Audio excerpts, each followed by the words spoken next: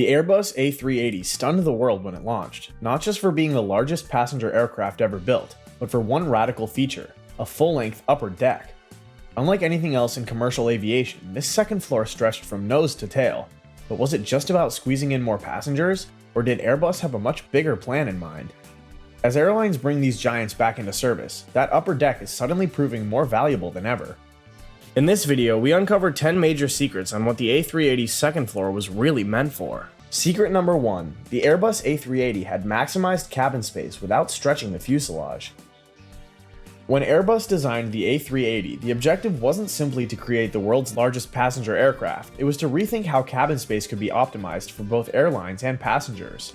One of the most groundbreaking features was its full-length upper deck, a decision that set it apart from all earlier jumbo jets. Unlike the Boeing 747, which only featured a partial upper deck primarily used for business class or crew rest areas, the A380 embraced a true twin-deck layout that spanned the entire length of the fuselage. This full-length configuration wasn't just about adding more seats, it was about maximizing usable cabin volume without needing to make the aircraft longer or disproportionately larger. By stacking passenger cabins vertically rather than stretching the fuselage horizontally, Airbus enabled airlines to significantly boost capacity without compromising operational efficiency. The A380's design allowed for a better balance between different cabin classes, something airlines had long struggled with.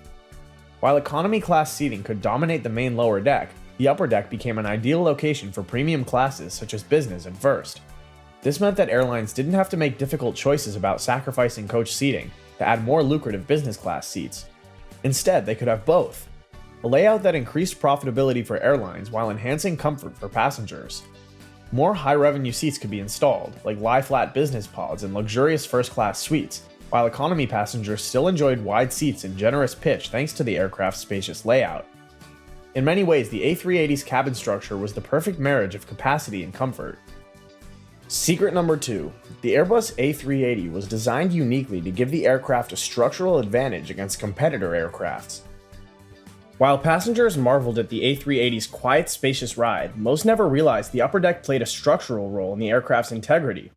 Instead of relying solely on extra reinforcements, Airbus designed the A380 with advanced materials like glare and CFRP, and integrated the full-length upper deck into its load-bearing framework.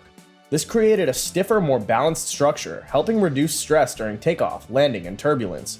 The result? A smoother flight, better long-term durability, and improved fuel efficiency, thanks to a smart structure where everything worked together. In traditional aircraft designs, these forces are absorbed across the fuselage and wings, which often means reinforcing these parts with more materials, especially in larger planes. Thanks to this structural synergy, the A380 could maintain its massive size without becoming prohibitively heavy or inefficient. This design choice not only saved on fuel, but contributed to the aircraft's remarkable in-flight stability. Passengers often noted how smooth and quiet the A380 felt even in rough air, and much of that comfort was due to the hidden strength offered by the upper deck. Secret number 3. The upper deck of the A380 gives the gift of full customization to airlines to add several amenities to the upper deck, giving the passengers an experience of luxury and opulence. From the beginning, Airbus understood that the A380 had the potential to redefine luxury air travel, and nowhere was this more evident than in its upper deck. With a full-length second level, airlines had unprecedented freedom to customize their cabins in ways never before possible, and they didn't hold back. Take Emirates, for example. The airline transformed the upper deck into a true luxury haven. Passengers flying first class were treated to private suites, a lounge bar, and even onboard shower spas, a first in commercial aviation. The sheer space provided by the upper deck allowed Emirates to create a flying hotel experience that no other aircraft could accommodate at scale. Singapore Airlines was another standout. They launched the A380 with the introduction of Suites Class, a product so exclusive that it felt more like a private train carriage than an airplane seat. Each suite was a fully enclosed mini room with a real bed and a sliding door for privacy, all located on the upper deck.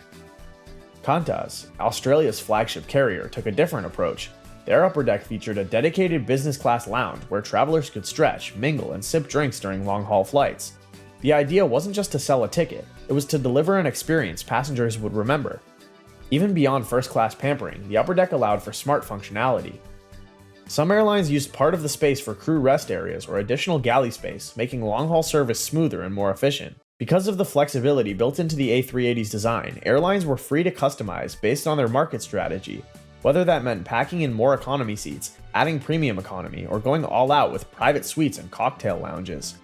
The full upper deck was the canvas that made all of this possible, giving the A380 a reputation not just as a plane, but as a luxury travel experience.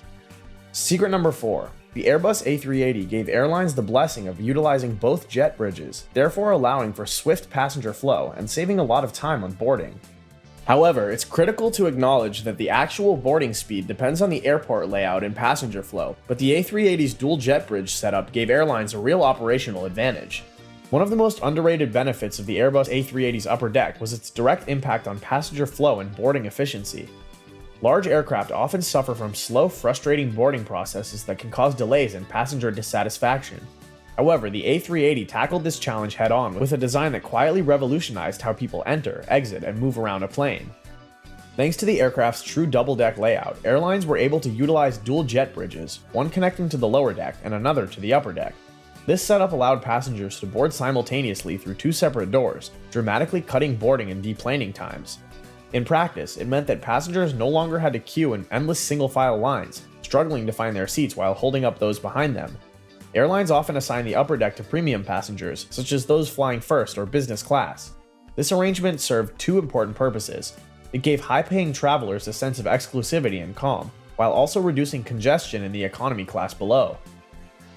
With fewer passengers using the same aisles, boarding became smoother for everyone. In-flight service also saw improvements thanks to the upper deck. The A380 featured multiple staircases that allowed crew members to move between decks efficiently. This meant faster meal service, quicker responses to passenger needs, and more efficient emergency procedures if required. Ultimately, these logistical improvements weren't flashy or visible to most travelers, but they made every flight more pleasant and efficient. The A380's 2-level boarding process, combined with thoughtful internal design, proved that a better layout could translate into real-world operational gains.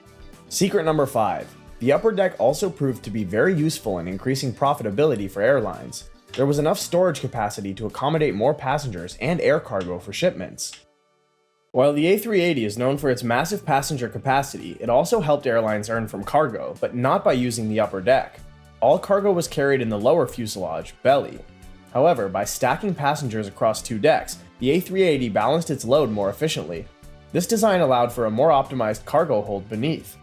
Airbus even planned a freighter version, the A380F, to carry palletized cargo, but it was cancelled before production due to low demand. Still, passenger A380s often flew with a full belly of freight, making them profitable on long-haul routes where cargo demand was high. Some airlines took full advantage of this. Lufthansa, for example, used sections of the upper deck for extra baggage storage, particularly on flights with high passenger counts and extended durations. This flexibility helped meet the increasing demand for both personal luggage and air cargo.